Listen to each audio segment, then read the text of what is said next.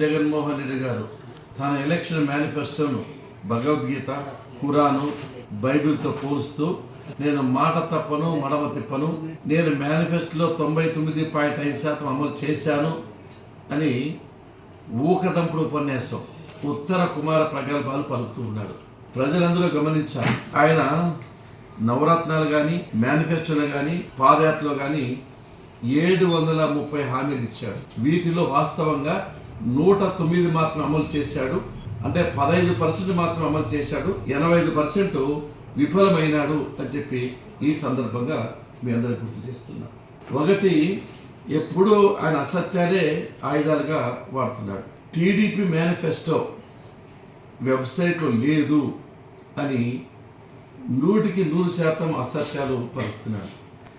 Election commission వెబ్సైట్లో ఇప్పటికీ TDP manifesto ఉందని చెప్పి ఈ సందర్భంగా గుర్తు చేస్తున్నా. ఈయన అధికారంలోకి రాకముందు చంద్రబాబు నాయుడు గారు పెట్టిన సంక్షేమ పథకాన్ని రద్దు చేయనని చెప్పి ఈ రోజున 120 సంక్షేమ పథకాలు రద్దు చేసి పేద ప్రజలకు తీవ్రమైన అన్యాయం చేశాడు. వాళ్ళ పేదల కడుపు కొట్టాడు. ఉదాహరణ, చంద్రన సంక్రాంతి సరుకులు, చంద్రన రంజాన్ తోఫా, చంద్రన క్రిస్మస్ కానుక, పెళ్లి కానుక, అన్నా క్యాంటీన్లు, ఆదరణ కార్యక్రమం, చైతన్య కార్యక్రమం, ముందర కార్యక్రమం, ఈ విధంగా చెప్పుకుంటూ పోతే 120 సంక్షేమ పథకాలు రద్దు చేశాడు. అందరికీ ఏమి చెప్తున్నాడు, నేను ఏదో ఇస్తూ బటన్ నొక్కుతున్నా, సంక్షేమం చేస్తున్నా అంటున్నాడు. కానీ నేతి బీరకాయలో నెయ్యి ఉండేదంత నిజమో జగన్మోహన్ రెడ్డి గారి ప్రభుత్వంలో సంక్షేమం ఉండేది అంతే నిజమని చెప్పి సందర్భంగా గుర్తు చేస్తున్నా. రెండో విషయానికి వస్తే, అమరావతి అనేది ఆంధ్రులకు గర్వపడే రాజధాని.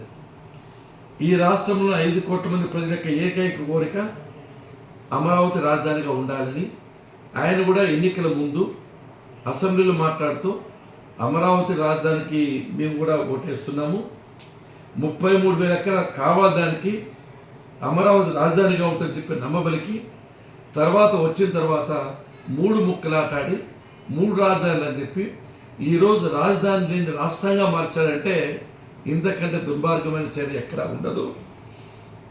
దేశంలోని 29 రాష్ట్రాల్లో అన్నిటికీ రాజధాని ఉంది, ఒక ఆంధ్రప్రదేశ్ తప్ప.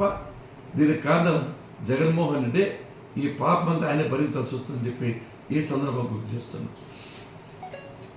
ఆంధ్రప్రదేశ్లో జీవనాడి పోలవరం ప్రాజెక్టు, ఒక్క పోలవరం ప్రాజెక్టు కంప్లీట్ అయితే ఈ రాష్ట్రంలో ఉండే 13 జిల్లాలు అన్ని ప్రాంతాలు సస్యశ్యామలం అవుతాయి. ఈ పోలవరం ప్రాజెక్టును 2020 సంవత్సరం పూర్తి చేస్తాను అని నమ్మవలికాడు. ఇప్పటికీ దాని అతి లేదు, గతి లేదు, పట్టించుకునే పాపాలు పోలేదు. పిచ్చి తుక్కులకు మాదిరి రివర్స్ టెండరింగ్ అనుకుంటూ రివర్స్లో పోయి ఇంతవరకు దాన్ని పట్టించుకోలేదు, అది పూర్తి కాలేదు. అంటే రైతులకు తీవ్రమైన అన్యాయం చేశాడు. ఇంకో మాట చాలా గొప్పగా చెప్పాడు. ఎన్నికల్లో ఆర్భాటంగా ప్రసంగిస్తూ నాకు 25 మంది ఎంపీలు ఎన్నిక చేయండి, కేంద్ర ప్రభుత్వం యొక్క మెడలు ఉంచుతాను, ప్రత్యేక హోదా ఈ రాష్ట్రానికి తీసుకొస్తానని చెప్పి చాలా ప్రగల్భాలు పలికాడు. ఈరోజు 31 మంది ఎంపీలు ఉన్నారు ఆయనకు. కేంద్ర ప్రభుత్వం అడిగే దిక్కు లేదు, ధైర్యం లేదు. మోడీ అంటే హెడ్ బాస్ దగ్గర పిల్లోడు ఏ విధంగా భయపడితే ఆ విధంగా భయపడుతున్నాడు. సాష్టాంగ దండ ప్రమాణం చేస్తున్నాడు.